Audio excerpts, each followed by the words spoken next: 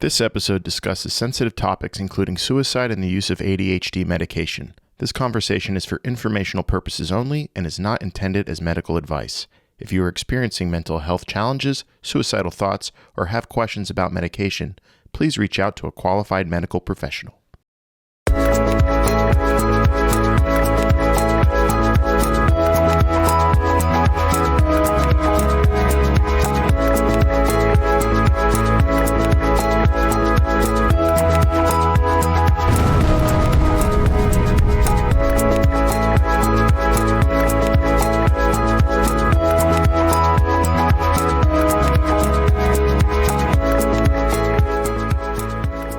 Nachi, what's up?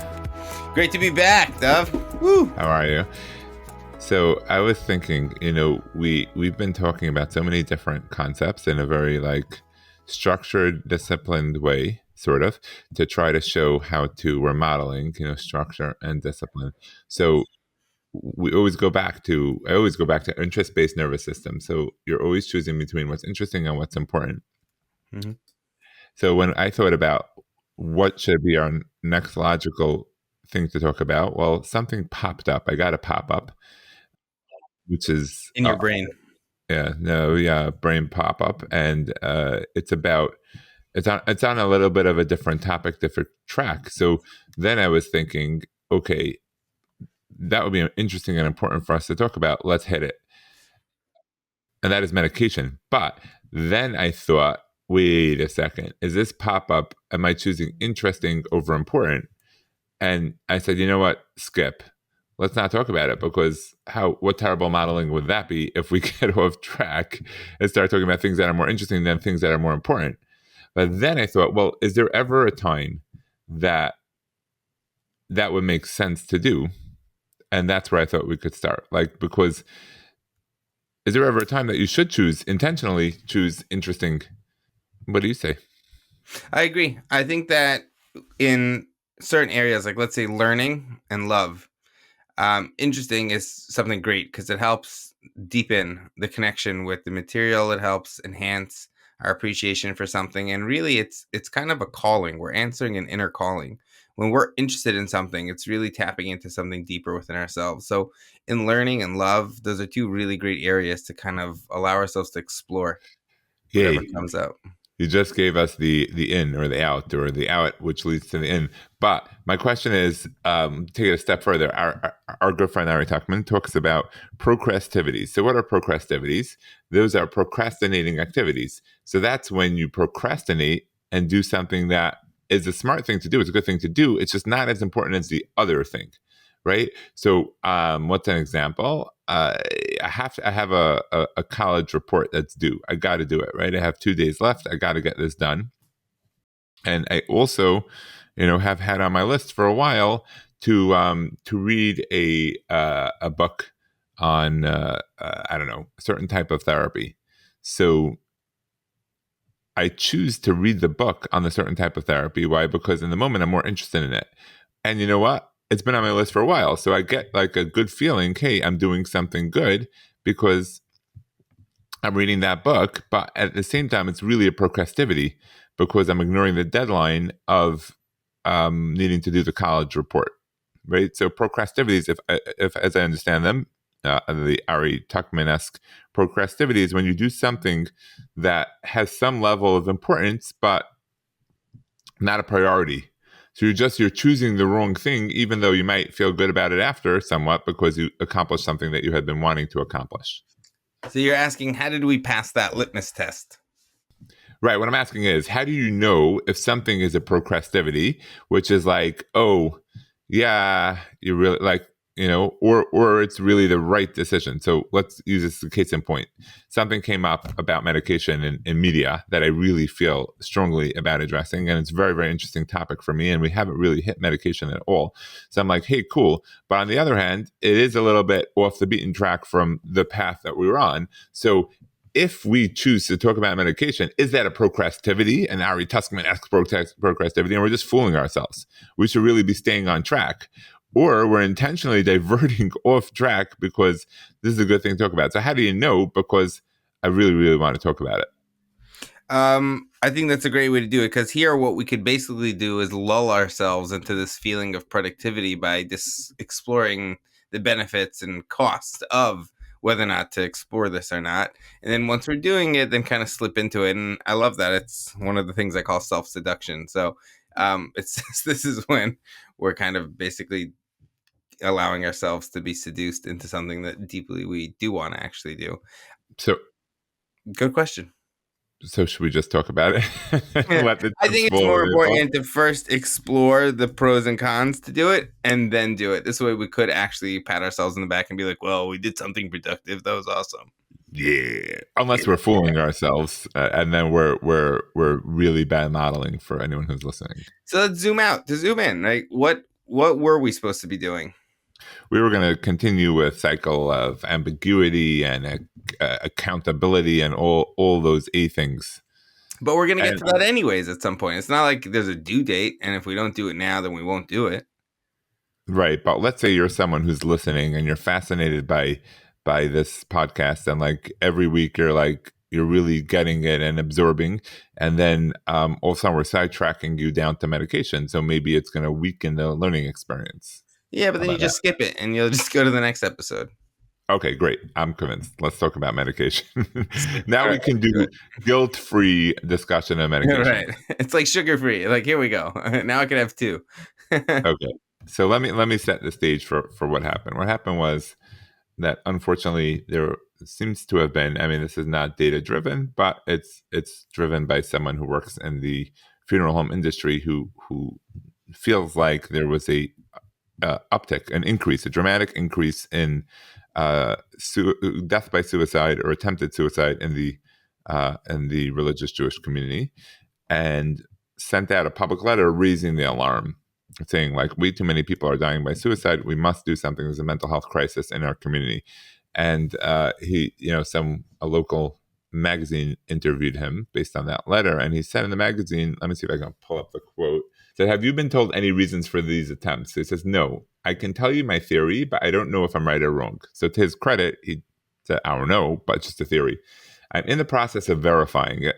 There are many ADD and ADHD medications that come with side effects that can lead to suicide. I already heard that 2 or 3 cases were on such medications, but I have not yet verified the others. It is important for people to be aware of the side effects of every medication that they take. So what he's essentially saying is, I think that there's an increase in death by suicide because of stimulant medication. I don't really know, but I think that. So what's that blow up anger emoji? I was very upset when I saw this. I wasn't upset at him for saying it. Like, he, to his credit, he did say, I don't know, but I thought putting information like that in the public sphere could be extraordinarily damaging, because people read that and they're like, oh man, like, there's a lot of suicide going on, and I take ADHD medications, or I'm considering taking ADHD medications, and I really shouldn't. Because I might die by suicide. It's really not a good way to go. So, and I felt like just putting this information out there in the public is going to cause a lot of people to not, who could and should see their quality of life improve by taking ADHD medications, are not going to take them.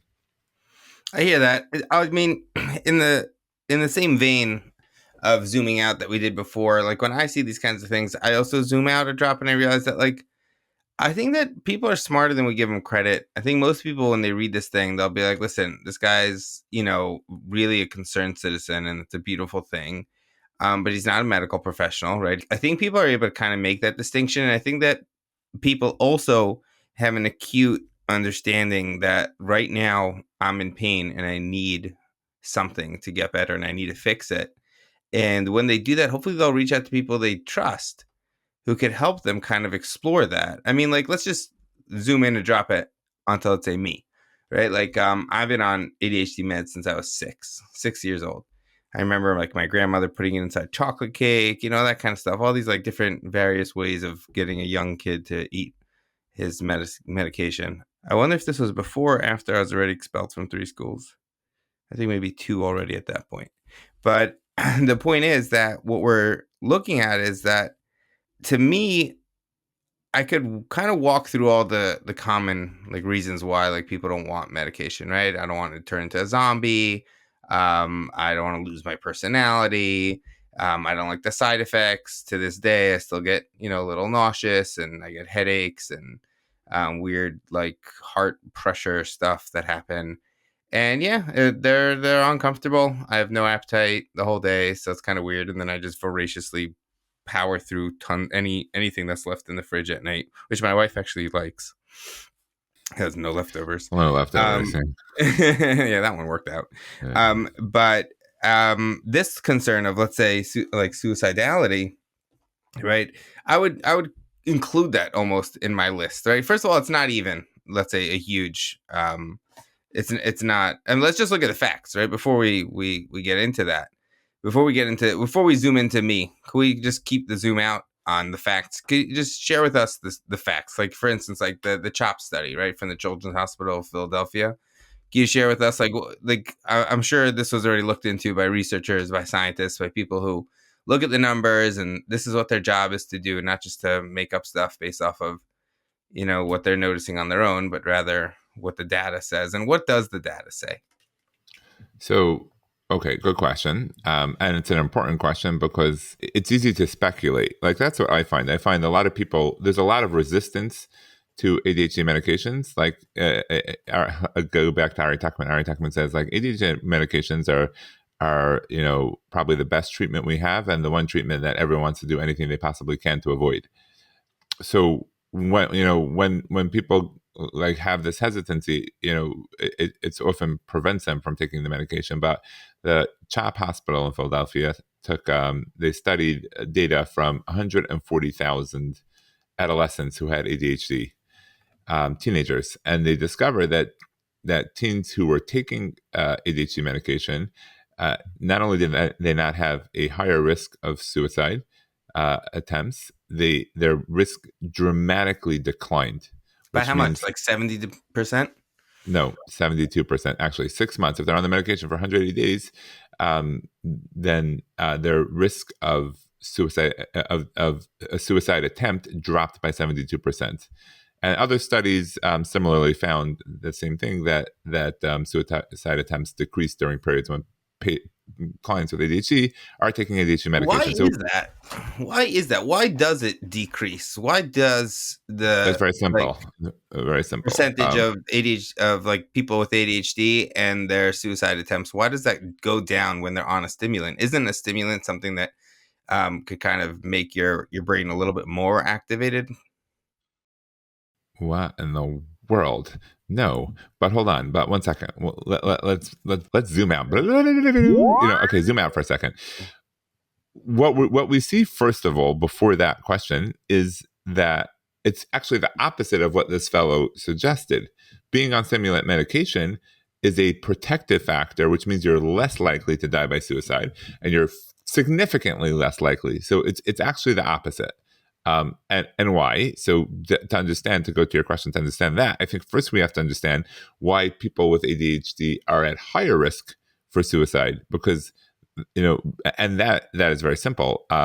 Studies show that untreated ADHD, people with ADHD, adults with ADHD, their life expectancy goes down by 8.5 to 13 years on average, depending on what other co-occurring disorders they might have. Why is that? Because if you have ADHD, there's a few things. Number one is you're much less likely to take care of your health, right? You're not going to get your colonoscopy on time. You're not going to take your heart medication. You're probably not even going to take your ADHD medication because you're going to forget to take it. So that's one. And two is you're much, much more likely to get into an accident because of the lack of ability to focus, distracted driving. So what does that have to do with suicide? That has to do with your chance of dying in general. So when it comes to suicidality, so there's something very core to ADHD, which is impulsivity. And impulsivity means that you do things without thinking. And when it comes to suicide attempts, very often, like if you look into the research on suicide, it's called a window of opportunity, which is like an arc. That means that someone has, let's say, a depressive episode and feels, hopeless, feels worthless, and starts to think about suicide, which means that you have suicidal ideation, right? And then there's like a window that opens that it's pretty short, where you might go from there to attempt. How Right? You long might is that window of opportunity? I don't think there's an exact time, but it could be a few hours. Some people longer, some people shorter. It's not, but it's a short window, and that window is the highest level of risk, right? So that's why if you go through, I don't know, all the suicide prevention trainings, the work is focused on safety planning for that window. So when the window opens, we want to make sure that we have a plan in place that keeps you safe until the window closes, right? So that you can get back to normal. With ADHD, because of impulsivity, so you're at dramatically higher risk to actually carry out an attempt because you're not thinking, so, and you're impulsive. So you get in the mood of doing something, and that takes you over, and boom, next thing you know, you've done it. But why would thinking help? I'm saying, like, if a person's feeling depressed and like that, they really are helpless and hopeless and they just want to kill themselves. So then to some degree, like, why would thinking about it help? Wouldn't thinking about it make it even worse? Because now they're like, yeah, you're right. My life really does suck and I see no way out. So why is it so bad that they're impulsive? It's a good question. What I think the answer is, and tell me if this makes sense, I think the answer is it has to do with the safety planning and the likelihood of doing something stupid, which means that people with ADHD, they live in the moment. They don't see the future and they don't see the past, right? That's the working memory piece.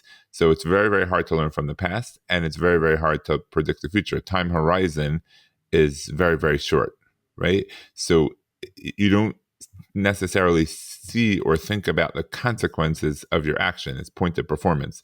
So in the moment, if I feel like jumping off a bridge, right, I'm likely to jump off that bridge because right now, here, that seems like the best course of action for me to do because I'm not regulated.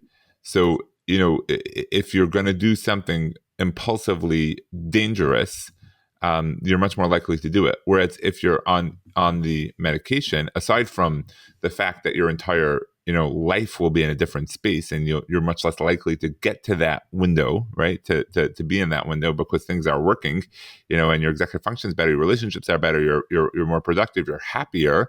But even if you do get to that window, you're less impulsive, which means that you're less likely to just jump. You're more likely to make a smarter decision, like reach out for help, or whatever it is in the safety plan that's going to keep you from making that attempt. So that would be like my theory on why ADHD medications would be protective. Two reasons. One is really the changes they make in your life that make you less likely to be depressed, right? And two is less likely to actually make an attempt in the moment and do something enormously dangerous, which people with ADHD are prone and want to do. Got it. Meaning it's funny because when I work with people who, let's say, come up with suicidal ideation, the training I got called CAMS training was that you lean into it and you kind of explore. So why are you considering this, and what's in it? Like, what's in it for you? What's the benefit? Like, kind of like a risk benefit analysis. And it's interesting because at first, when I was a newbie and I was an amateur therapist, I was too scared to ask these questions. I was under the impression that if I ask it, then I'm going to cause them to think about it more, and then I'm going to be inadvertently causing them to be one step closer. But with training, maturity, and mostly experience, I was able to learn, right, through numerous cases and trainings and supervision, that I found that the more I asked people about this, the more they responded with actually reasonable, thought out kind of stuff. And they were able to explore it and reevaluate whether or not death was really their only option. And people were able to find that there were reasons to live and that there might be, some hope in the future, that, to quote Annie, the sun will come up tomorrow. And sometimes you could bet your bottom dollar on it. And there was some hope that would come out of these conversations. And it's almost as if when we would slow down and talk about it and kind of get into it a little bit more, it didn't bring them closer to suicide. It actually brought them closer to life. And I love that, being able to help people choose life.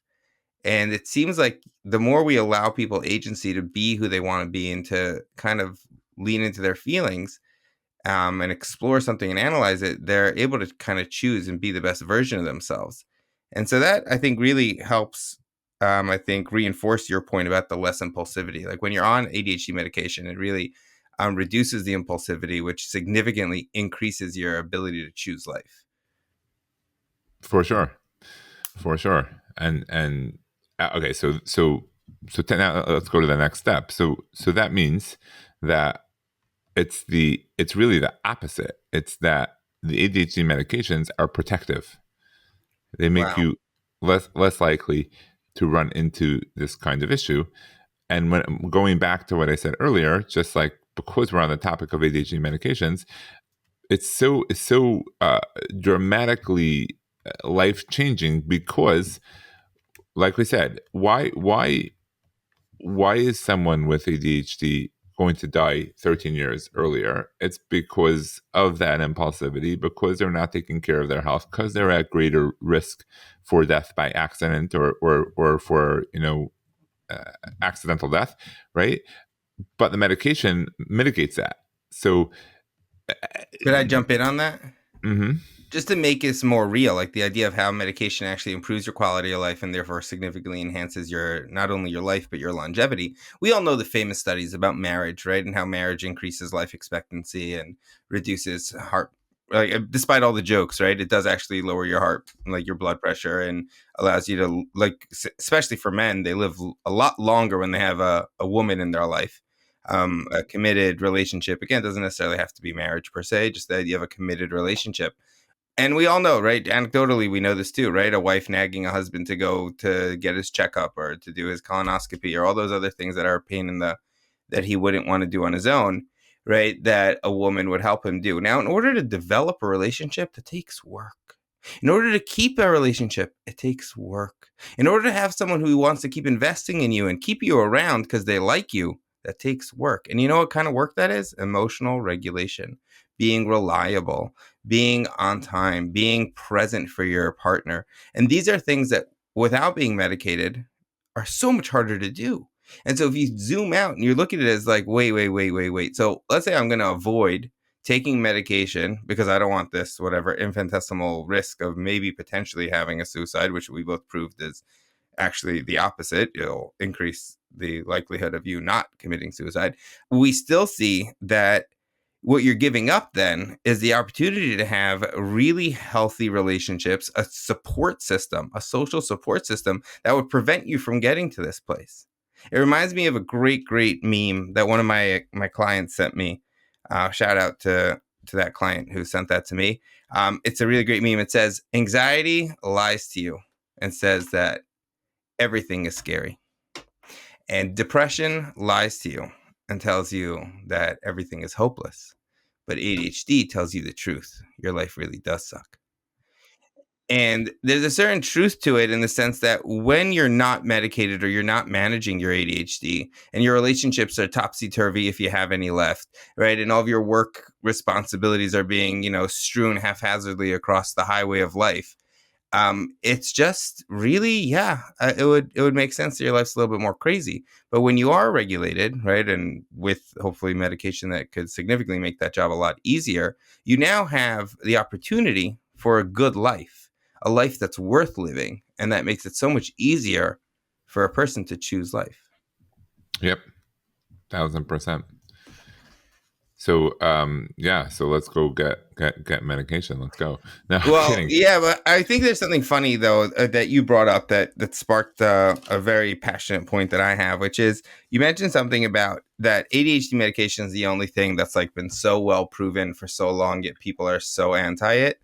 It made me think of something that I have this theory, and I want to know what you think about it, about this kind of stuff, which is that anytime we deal with things that people feel like they know, but there's this like concept where when people think they know what's going on, then they assume more, and they act more erroneously than when they don't, like when you know you don't know.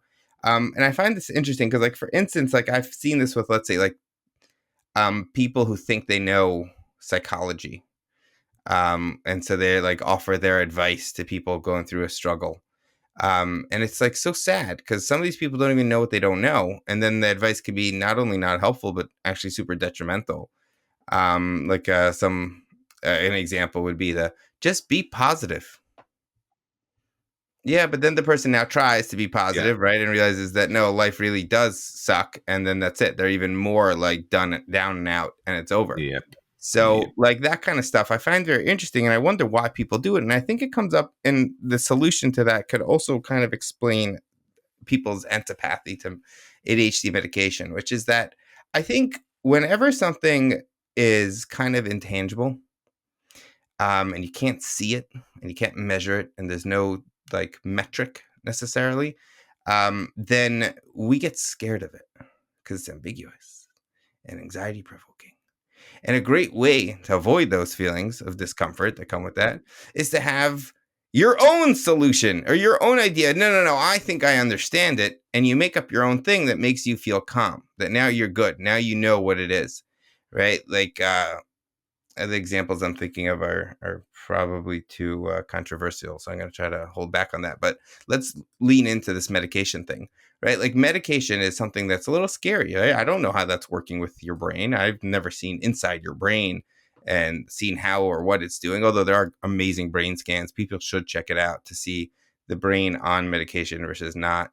Really great stuff out there. Science is really rapidly moving ahead in their technology and the ability to kind of measure these things. But until then, right, for the average folk, right, I know that for myself, before I knew any of this stuff, I was scared of medication. I didn't really know, like, I don't know that much about it. And whenever we don't know stuff about things and it makes us uncomfortable, we end up going into that cycle, right? And then we avoid it. And we come up with, I'm going to go with fish oil or exercise, or I'm going to wear this balance thing, or I'm going to get some sort of, I don't know, I'm going to blink a million times because that really helps people with That ADHD. actually works very well. It's funny you mentioned that because Oh, the I've been Huberman doing Lab the thing. blinking thing. No, I'm joking. Go ahead.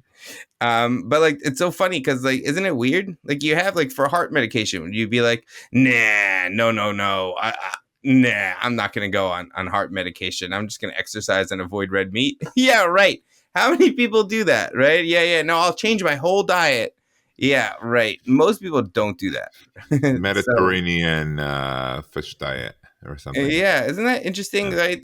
That's the way I understand this, is that when things are ambiguous for us and we don't really know what's going on, especially when it's very significant, like about our brain and our mood, that causes a lot of anxiety, and therefore the avoidance kind of really leads us to say, like, no, and then you kind of stick on to any reason, even this like crazy idea here of like the suicide thing, like really, like the data proves that your life is only going to get better and longer, right? Right. It's only going to get better with medication, again, properly medicated, right? And obviously there's exceptions to everything, but on the whole, right, the research has shown that it's been significantly enhancing the lives of the people who take it. And it's just so funny, and I wonder if what you think of that idea, that this is itself, the fear of ADHD medication is what fuels a lot of these kind of like weird ideas. So I'll just tell you what I experience with people that I met and work with. I find that it's a combination of the fear and the lack of information about what the medication does, and B, a lot of people with information that isn't accurate about safety, about side effects, about risks. All of these things are just barriers. Like people come in and they just don't know, and I find if I can educate someone and just provide them with good information and real honest reporting on what meds do, what they don't do, why they work, how they work, what the risks are, and people can make an informed decision, and generally they would choose to go ahead with it. But yeah, I agree. A component of it is fear or a stigma or feeling like there's something wrong with me. And with parents, sometimes they see like, no, I don't want him to be on medication because that's like, I want him to learn, and if he takes medication, so then, he's just taking, it's like the easy way out. He's not actually learning anything. He's not developing skills. He's just, he's not working. And like, I want him to have a strong work ethic. I want him to work through these problems, not to just medicate them away. I hear that. Yeah. It comes down to something that Barkley puts in his book. He has this old book called ADHD, The Science of Self-Control or something like that. Really great book. Where is it? It's one of my favorites. And in it, he talks about the nature, right? ADHD and the nature of self-control. So in it, he says this idea that he thinks that with ADHD, there's this weird societal response where we view ADHD as a moral problem. Okay. Meaning we blame the person, almost like what we did with addiction for all these years, right? That we said, oh, addiction is because you're making poor choices. And It's almost like we do that to ADHD as well. We say, oh, you're making poor choices. You just need to grow up or pull up your britches, right? What's that expression? Breeches? Your breeches, right? Yeah. Breeches. Yeah. And, just stop being lazy or do what you're supposed to do, right? It's almost like, it's funny because he wrote this book years ago, decades ago. And he was already saying back then that there's this moral kind of like disgust and like this condescending perspective of people with ADHD, just similar to what we do with addiction, right? It's crazy. And I think it still persists to this day that there's this like kind of stigma around ADHD saying that, no, really, you could have chose better. You could have made better choices, yeah. So let's get down to it. Well, I'm curious, like, what happens if you miss a dose? Like, what do you like? Me? Oh yeah, going back to me. So even though I have all these like obviously these negative side effects and all that stuff, I still really, really appreciate medication in my life. And I always say that all of those side effects are just the price of productivity. Because look at what I have been able to accomplish and look at where I'm able to be and, to have a family, a wife who actually likes me and appreciates me, children who value me in their life, a job that I'm doing, great at, performing and contributing to society. And it's so crazy because I don't think I know I couldn't do any of this if I didn't have my medication. Oh no, but if you could have, you had to try harder. Yeah, but then I probably more likely than not would have failed and given up and just kind of slunk away in my own corner. It would have been really a waste. And in fact, you know how like people say like I don't want to be a zombie or I want my personality. I actually view the real me as the medicated me. Like medication allows me to be my best self. That this is who I want to be. So I try not to miss a dose. And when I do miss a dose, I get all like kind of floppy. Floppy? Yeah, floppy. I'm like much more tired, not remembering things, more irritable, more impulsive. That's my window of opportunity. Got it. So in your case, medication makes you feel, it makes confident, right. Organized, clear. Wow. What? So can I share the brain piece for a second? Because please do. The brain piece is probably really helpful. Okay. This is how I understand it, and feel free to share your truth if you don't have the same as me. But there are like here's your brain. Your brain needs well, okay. The prefrontal cortex of your brain, the frontal lobes, is where executive function happens, right? And in the prefrontal cortex, so that's like how I get stuff done, how I convert intention into action, right? That's the prefrontal cortex. That's the CEO of your brain. It's everyone wants to do good things, but not everyone does good things. So if my prefrontal cortex is working well, the way it needs to be, then I get things done. Then I'm effective. Then I execute, right? I get it done. And if you study the fMRIs of ADHD brains in children compared to neurotypical brains, you'll discover that the prefrontal cortex is underdeveloped by about 3 to 5 years. So it's thinner, it's less developed, there are less neural pathways, there's less action there, and therefore things don't get done because you don't have the abilities that a neurotypical child does. So what's happening in the neural pathways? There are chemicals, dopamine and norepinephrine, right? Two chemicals that are flowing through these neural pathways, carrying messages back and forth and helping you to be active, to be stimulated, to be alert, to really helping your executive function to function. In the ADHD brain, there's two challenges. One, there are less chemicals in the brain. right? There's just, Sharon Celine has a great example. She says, like, if you think about in a school setting, there's always like, the hallway kids, right? Who are the hallway kids? Those are the kids who, for whatever reason, probably because they're ADHD, they can't be in class too much. So they loiter in the hallways. Now, if you're a teacher and you want to get a message through to the principal's office, what would you do? You write it down on a note and you hand it to one of the local hallway kids, pop open your classroom door and say, hey, over here, here, could you bring this to the principal? Hallway kid smiles and takes the note to the principal. Now, what happens between when the hallway kid takes a note and gets to the principal's office is anybody's guess. There's all sorts of distractions along the way. There's the gym, there's the bathroom, there's another classroom, there's the teacher's lounge. So there's so many places where this can go wrong along the way because the hallway girl or hallway boy could get lost and distracted into a side room. That is the ADHD brain. Because what happens if you're in an environment where there's just not too many hallway kids?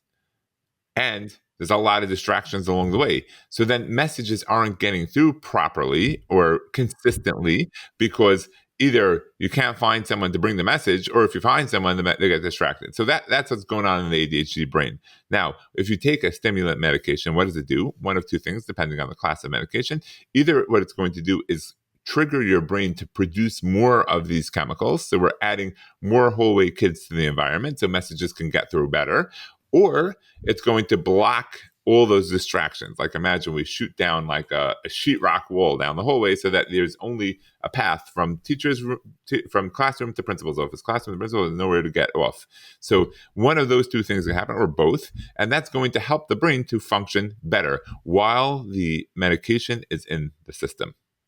Which is why kind of needs like a daily or sometimes twice daily, depending what class of medication you're taking, so that you can make sure that the medication is in your system getting through. That's the thing about stimulant medication. When it's in your system, it works. When it's not in your system, it doesn't work. It's not actually making changes to the brain. At least we don't think so.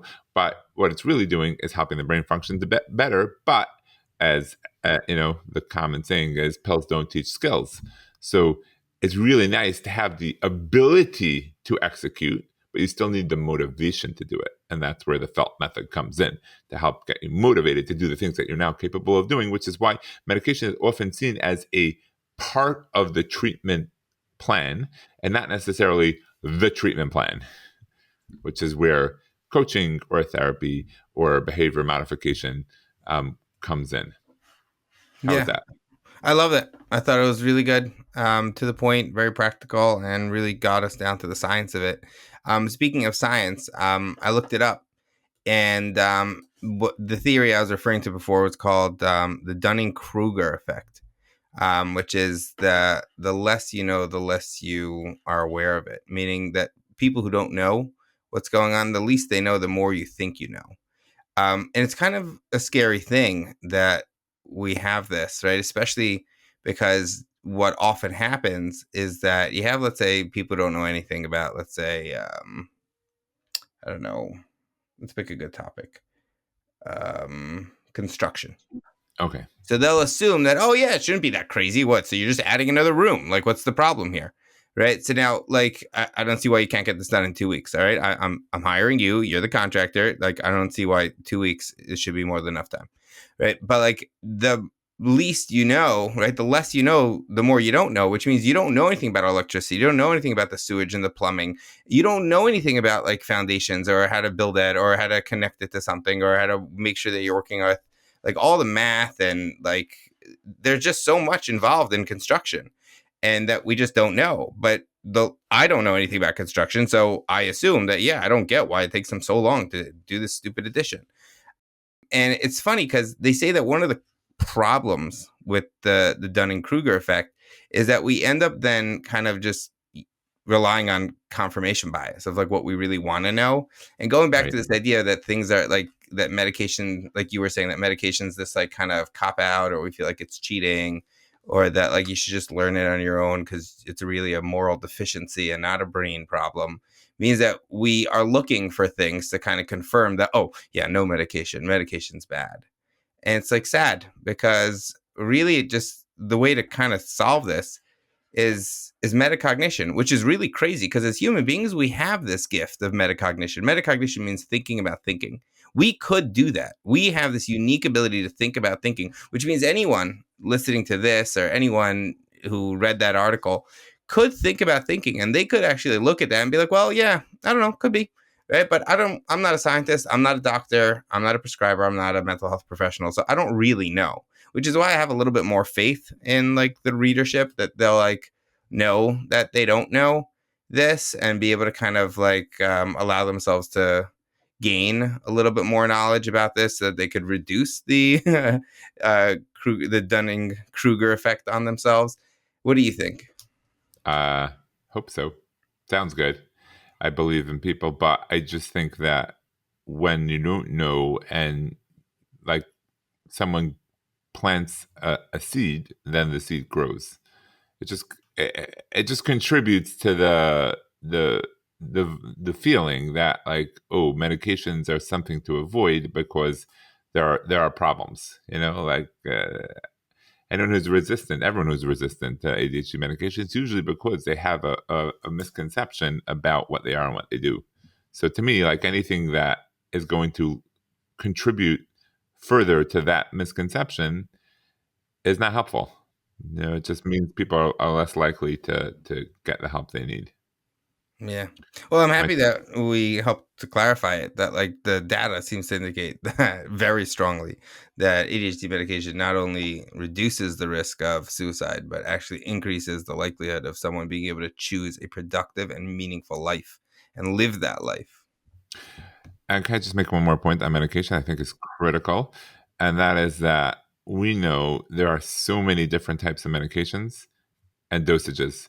There's stimulants and non-stimulants. Even within stimulants, there's methylphenidate and amphetamine. They're like different classes. They do different things. And every ADHD body is creatively unique and metabolizes medication differently, which means that getting the right med at the right dose with minimal side effects is kind of a trial and error guessing game.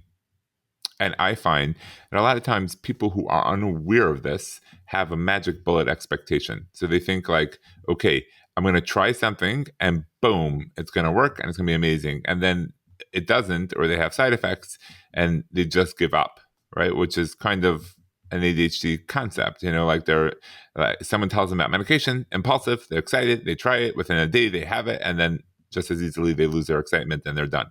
And it's really a long haul process of trial and error. And, and I find that if I can predict this out for people and I can say, look, it's going to take some time. Maybe you'll get lucky and it'll be quick, but it might take cycling through a few different medications and a few different doses and combinations until we get this right, until we figure out what's going to work for your brain. And then once you get to a stabilizing dose, then you can pretty much stay on it, but you got to get there. And you have to be willing to stay in the game and give your prescriber as much information and feedback as possible, so that they can adjust, fine tune, and tweak. Then it works better. That's one thing. And my second thing is a pet peeve that sometimes people overlook great, competent local prescribers who are ADHD aware and have good ADHD, experience and knowledge. And they say like, okay, I want to go to the top prescriber in the city, right? And then they travel to the city, go to the top prescriber, spend $2,000 on an evaluation, and every 15-minute follow-up is $800. And what happens is that they schedule a follow-up for 3 months, which means it takes 3 months to provide the prescriber with any feedback. And I want the prescriber to have feedback in 3 days. Like so I would just say the best bet if you want to go the medication route is to find a competent prescriber who has good knowledge, awareness, and experience with ADHD, and be in touch as frequently as possible to keep things moving, because you could be really aggressive with ADHD medications. You can cycle through medications dosages within a few days almost, and waiting months makes it dramatically less likely that you'll stick with it long enough to have that benefit. Thank you. And rant. I'm climbing down off my soapbox now. And that was a pretty good rant. That was a very helpful point. You're right. There's this idea of like almost like it's part of the impulsivity is to want to go to the best, because that's what's more stimulating, right? And so much more stimulating for us. Interesting. Yeah, good point. We're drawn for that, and it makes it so much more attractive. But you're right. Sometimes we have to kind of take that deep breath and be like, all right, let me just slow down. Where can I find someone local who I could nag and harass right away to get this done, and who doesn't Willing to mind? communicate, willing to be in touch, willing to take my feedback, and the faster the better, because if your appointment isn't going to be for 3 months for your initial, then by the time that comes around, you're probably not going to be interested anymore. It'll be done. Like that's the flip side of impulsivity is get it done now. Like, get it done, move fast, let's go. Leverage ADHD to use medication to your advantage, to help put your brain in a place where you can start to do the work that you want to and need to do to make your life awesome. I love it. Okay. Mic drop. So question. Yeah. What do we talk about today? We did a detour, an intentional detour. Now, maybe we were fooling ourselves and, just getting into the interesting we said of the day. that Maybe we not. allowed for the detour when it's right, that we follow interest over importance when it's for love and learning, right? Because those are Right. things that are a passionate exploration of who and what we really are. This happens to be something that's both interesting and important. So I think we kind of won on both of those. Right. Then And it's not a procrastivity because we don't have a deadline to the other stuff. So yeah, we can end this conversation guilt-free. We're good. We're amazing models, at least today, of how this should work. And we talked about medication. We talked about the fascinating research that taking ADHD medication actually decreases your risk of suicide, death by suicide, not increases. It also promotes your longevity, which is cool. Like, you could avoid all those $30 a month vitamins that promise to deliver longevity, and you could just live longer anyway, and you could have an awesome, amazing chance at life, which is pretty cool. Yeah, choosing life. Yeah, Amazing gift to be able to do that. All right, this was great. Thank you so much, David, for bringing this up. Really great topic. Awesome. Be good.